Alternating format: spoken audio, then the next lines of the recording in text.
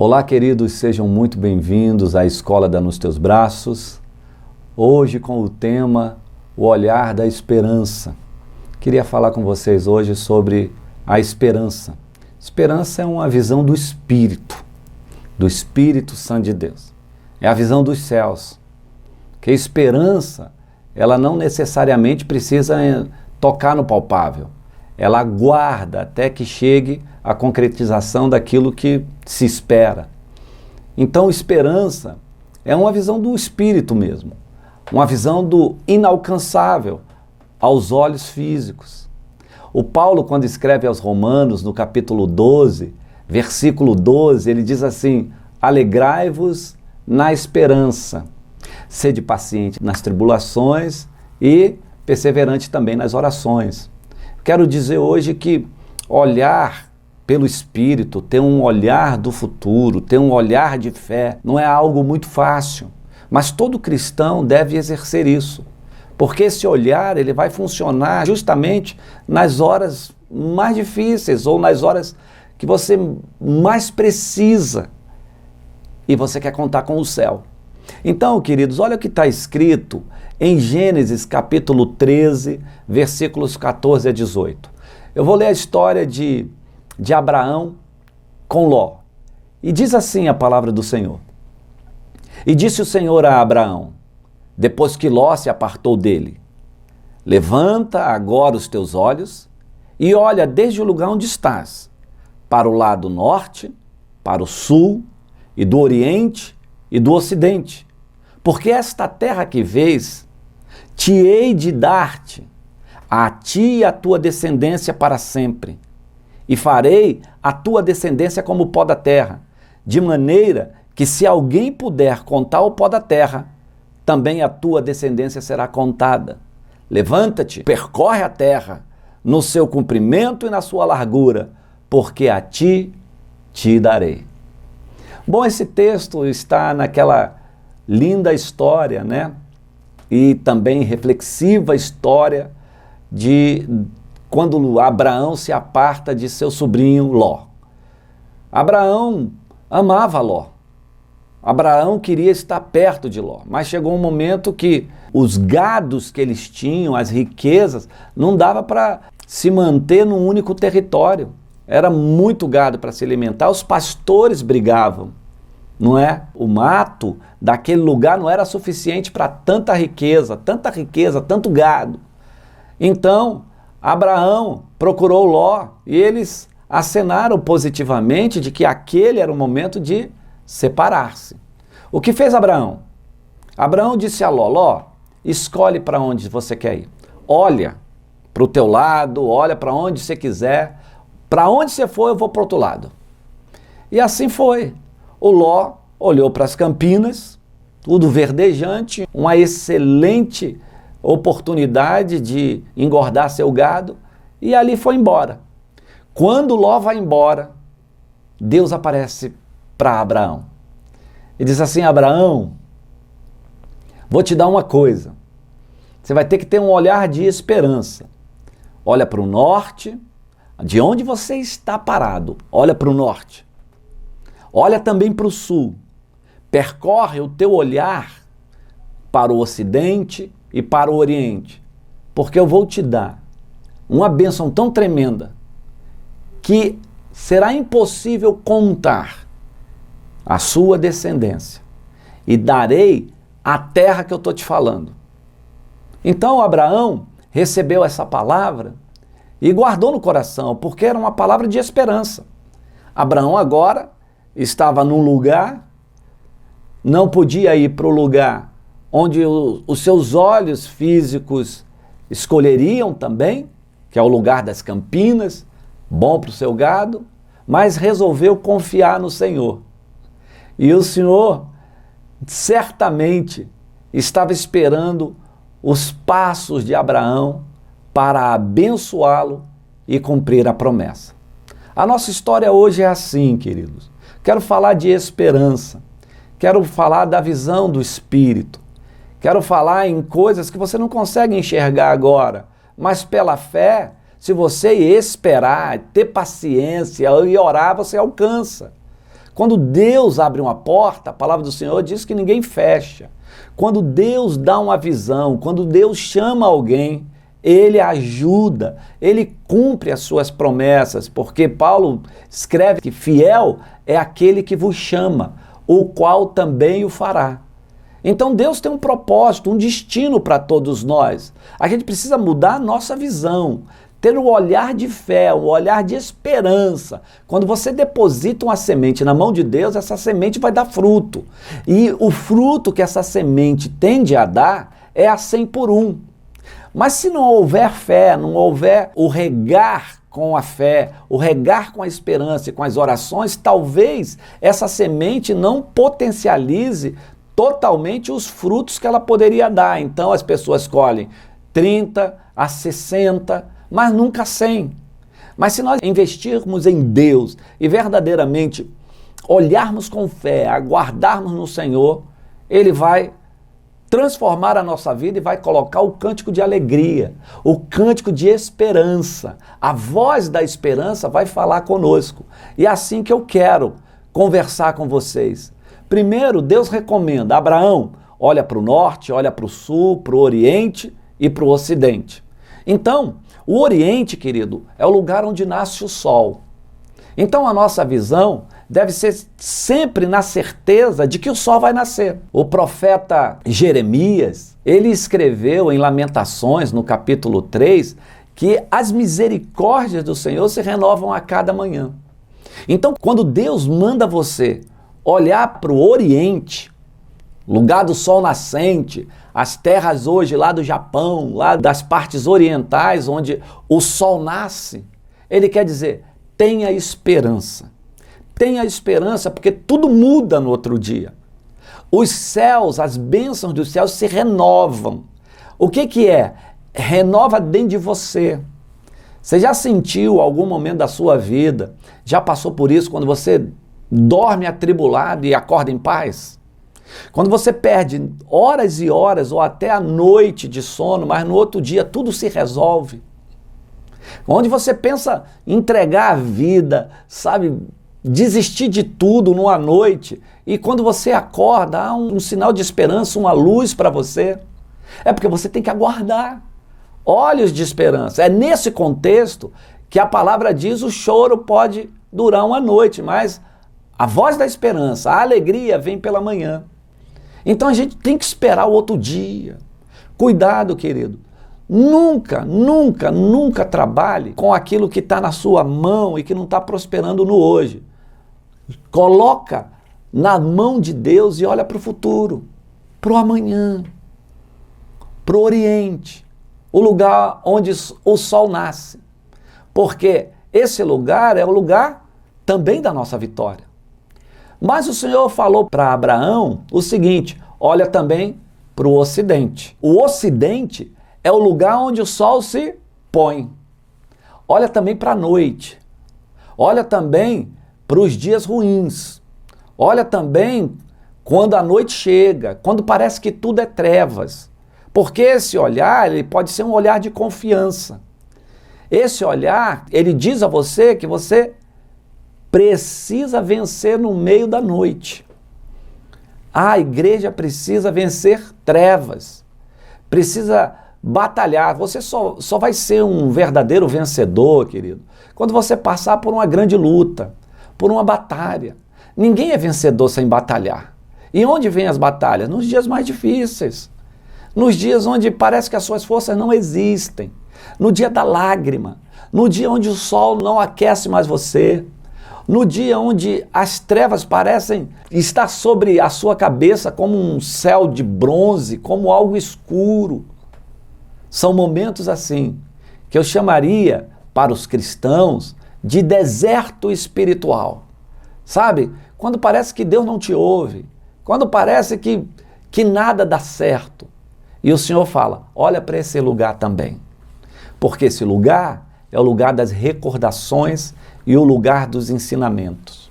Sabe, querido, a palavra do Senhor diz assim: deixando as coisas que para trás ficam, sigamos para o alvo. Essa é a nossa caminhada, sempre em frente. Mas é deixando aquilo que você fazia outrora.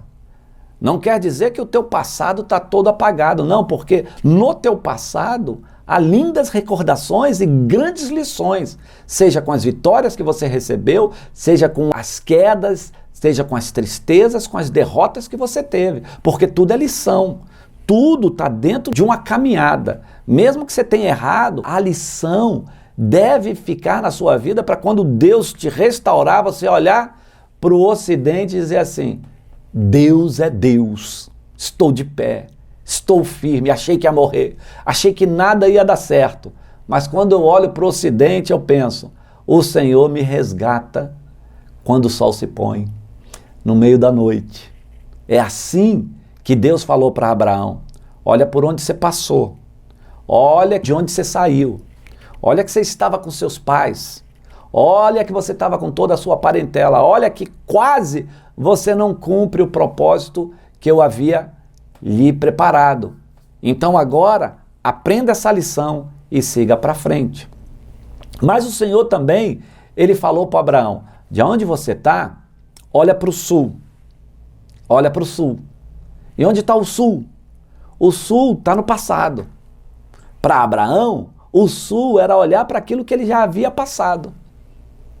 Era olhar para dificuldades que ele já havia enfrentado e vencido. O Abraão, quando chega em Canaã pela primeira vez, ele vê Canaã completamente infértil. E ele desce para o Egito. Depois ele aprende com Deus. Ele aprende que a bênção estava dentro dele, através de uma palavra profética. Então, agora o Senhor diz para ele: olha para o sul. Tu já passou por lá, tu já passou por essas dificuldades. Isso quer dizer, você já está bem mais preparado, bem mais experiente, bem mais maduro. Então, as coisas que te sobrevieram outrora servem agora para te fortalecer para enfrentar o futuro. E eu digo, queridos, a maturidade, ela não vem só com a idade, ela vem com todo o tipo de experiência que nós tivemos outrora. A maturidade, ela vem com as possibilidades de relações interpessoais, quais aquelas que você venceu. Sabe, quando você tem pessoas que talvez você não quisesse estar junto, mas você aprendeu com essa pessoa, esteve junto, e agora você está mais maduro para enfrentar situações ou relacionamentos que não foram tão bons. Isso é maturidade. Maturidade te leva a recordar também que você já está mais forte, que você está consolidado. Mas o Senhor ainda fala assim: agora, de onde você está, olha para o lugar mais importante, Abraão, para o norte. É para lá que tu vai. Olha para frente. E Abraão olhava para frente e só via deserto. Porque Israel, uma grande proporção das terras de Israel não são férteis, são verdadeiros desertos. E ele fala: é lá que está a tua vitória. Olha para frente. Olhar para o norte é olhar para onde Deus está. Você sabia que a habitação do Espírito Santo, e hoje não vou falar esta aula, mas é sempre do lado norte, porque é sempre no futuro, é sempre para frente, é sempre o lugar onde você ainda vai chegar. E muitas pessoas dizem assim: o melhor de Deus ainda está por vir. Tem até uma canção. Alguns contestam, dizendo: o melhor de Deus já veio, que foi Cristo. Eu concordo, o melhor de Deus já veio. Mas as situações que podem nos fazer prosperar, que podem nos dar a visão correta dos céus, que podem nos dar a visão correta da nossa caminhada, está no futuro. E eu diria que a cada momento que você amadurece, que você confia, que você espera, você vai amadurecendo e recebendo o melhor de Deus. Porque você deixa de ser criança. Porque você vai passar a comer alimento sólido. Paulo, ele disse à igreja em Corinto, e disse assim: vocês são carnais. Eu quis dar alimento sólido, mas vocês não podiam, vocês eram criancinhas. Olha quantas coisas aquele povo ou aquela igreja deixou de receber como instrução de Paulo, porque eles não avançavam. Além de ser carnais, eram crianças. Então, quando você olha para o futuro, você tem uma expectativa de amadurecer. Tem uma grande probabilidade de ser um vencedor e desfrutar da plenitude do nosso Senhor Jesus Cristo e comer o melhor dessa terra. Então, quando nós nos colocamos diante de Deus, nós olhamos para o norte, meu irmão. Deus manda a gente olhar para o norte. Lá é onde está Deus, lá onde está o Espírito Santo, lá onde está Jesus. Assim como o Senhor diz, olhando firmemente para o autor e consumador da nossa fé, Jesus Cristo. E quando você olha para Jesus Cristo, você não olha para o passado, somente na cruz. Porque pessoas têm uma dificuldade em entender hoje Jesus como o Cristo, o Filho de Deus, o soberano, o herdeiro de todas as coisas, aquele Rei dos Reis, Senhor dos Senhores. Porque quando você só olha para trás, você só vê o vitupério, o sacrifício, os lamentos. Apesar de termos obtido a vitória na cruz, mas nós, meus queridos, a gente precisa olhar para o Cristo que é hoje. O Cristo que está vivo, que está assentado à direita de Deus Pai, que há de julgar os vivos e os mortos e está preparado para voltar. Jesus está voltando. Mas antes que ele volte, entenda Jesus como Cristo, o Filho de Deus, aquele que tem autoridade nos céus e na terra. Lá em Apocalipse, capítulo 1, versículo 18, diz que o Senhor tem em suas mãos as chaves da morte e do inferno. Até Satanás está subjugado, porque o Senhor, em Colossenses, no capítulo 2, diz que ele mesmo, o Cristo, subjugou todo o principado e toda a potestade e os colocou como escárnio, expostos publicamente. Isso quer dizer, além de ter a chave do inferno e da morte, subjugou todos os agentes de Satanás, inclusive o próprio. Então o que ele fez? Essas chaves estão nas mãos de Jesus e ele deu à igreja a chave dos céus, a chave do reino. Tudo que você liga aqui, liga lá. É uma conexão com o futuro, é uma conexão com o olhar da esperança. É onde está Deus.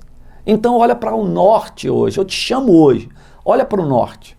Onde é o norte? É sempre o lugar do Espírito Santo de Deus, é sempre o lugar da tua vitória, é sempre o lugar das tuas bênçãos. Amém? Porque isso vai gerar em você uma esperança.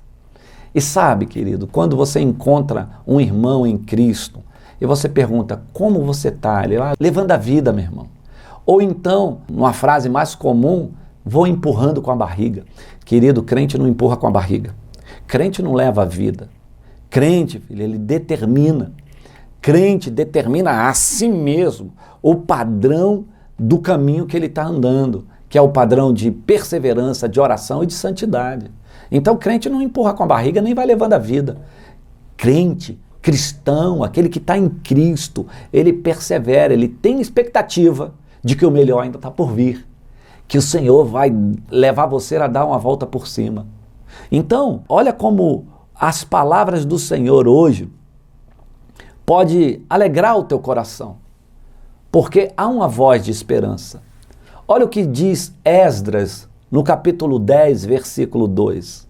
Diz assim: então respondeu Secanias, filho de Jeiel, um dos filhos de Elão, e disse a Esdras: nós temos transgredido contra o nosso Deus e casamos com mulheres estranhas do povo da terra, mas no tocante a isso, ainda há esperança para Israel.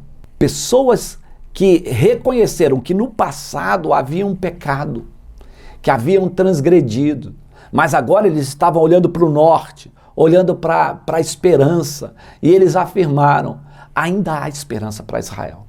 Nós deixamos de fazer isso, nós não vamos nos ajuntar novamente com o mundo, com mulheres mundanas, e eu tenho certeza que no Senhor ainda há esperança para Israel. Então eu digo para você também, como está em Esdras capítulo 2, o que foi tua vida outrora? Ou talvez, o que é sua vida hoje? Que nível de vida você leva? Que nível de transgressão pode estar você vivendo? Ainda há esperança para a sua vida. Porque ainda há esperança não só para o Israel físico, mas para toda a igreja. Todos aqueles que amam a vinda do Senhor, todos aqueles que caminham nos seus estatutos, que confessam os seus pecados e deixam. Então há esperança. Tem nada perdido não, levanta a cabeça hoje, porque há esperança para o povo de Deus. O segundo texto que eu gostaria de deixar para você está em Jó, capítulo 11, versículo 18. E diz assim: e terás confiança porque haverá esperança. Olharás em volta e repousarás seguro. Assim também eu deixo para você. Você vai ter confiança, porque ainda há esperança. A esperança de quê? De que você olhe ao seu redor e diga assim, isso é que é Deus. De você olhar ao seu redor e dizer assim, eu não acredito. Ou melhor, eu não acreditava. E hoje eu vejo a mão do Senhor operando na minha vida. Porque a esperança faz isso. Quando você olha para o futuro, parece muito distante. Mas já já, ao teu redor, as flores crescerão, nascerão, as árvores darão frutos. E você vai comer melhor, meu irmão. Em nome de Jesus Cristo. E por último, Romanos capítulo 15, versículo 4, diz assim, porque tudo que dantes foi escrito para o nosso ensino, foi escrito, para que, pela paciência e consolação das Escrituras, tenhamos esperança. Eu fecho esse vídeo dizendo assim, a esperança, as consolações de Deus, ela está diretamente ligada às Escrituras. Tudo que foi escrito por Deus, deixado na Bíblia, que às vezes você nem abre, tudo que está lá contido é para sua consolação. É pela paciência que a gente busca nas Escrituras o consolo. Talvez você esteja procurando um profeta, um irmão, um irmãozinho, vai no monte para ouvir uma voz de Deus. Olha, aprenda primeiro. Deus usa os profetas, Deus usa as irmãzinhas, os irmãozinhos, né? Deus usa, porque Deus usa a boca do profeta hoje, mas a palavra profética, ela chega a você. Você não precisa sair correndo atrás dela, porque ela chega. E eu diria a você que está me assistindo, antes de procurar uma voz profética de consolação na boca de um profeta, procure a consolação nas Escrituras. Nós, não somente na comunidade cristã nos seus braços, mas todos aqueles que prezam e que lançam base a palavra de Deus como fundamento para erguer os seus ministérios, eles têm na palavra de Deus o seu consolo. Então, em primeiro lugar, quer uma resposta de Deus? Abre a Bíblia, meu filho. Quando você abrir a Bíblia, quando você começar a ler, o Espírito vai interagir contigo e você vai ter consolo. E você vai ter consolo. E esse consolo vai produzir em você a esperança. E Paulo diz assim, tenha esperança. Então, se o seu olhar hoje é só olhar para a desgraça, é olhar para o passado e ficar nele, retido em tempos difíceis, isso não é olhar de esperança. O passado é bom para se recordar, para se sentir que Deus lhe fortaleceu hoje. Cuidado com o seu olhar. Cuidado para onde você olha. O olhar da esperança pode não ver uma porta aberta de imediato. Pode não ver nada. Mas o olhar da esperança tem certeza que Deus do nada vai trazer à existência tudo aquilo que você precisa. Quero abençoar a sua vida, meu irmão. Vamos mudar o nosso coração. Vamos para o padrão dos céus, que é o padrão bíblico, que é o padrão que determina que você tenha paciência, que você confie, que você persevere, que você lute e ore, porque a nossa vitória está chegando. Jesus em breve voltará, e esse breve está muito breve. Que a bênção do Senhor e a esperança neste dia abra os seus olhos para você olhar e ver quanto Deus é bom. Que Deus abençoe a sua vida rica e abundantemente.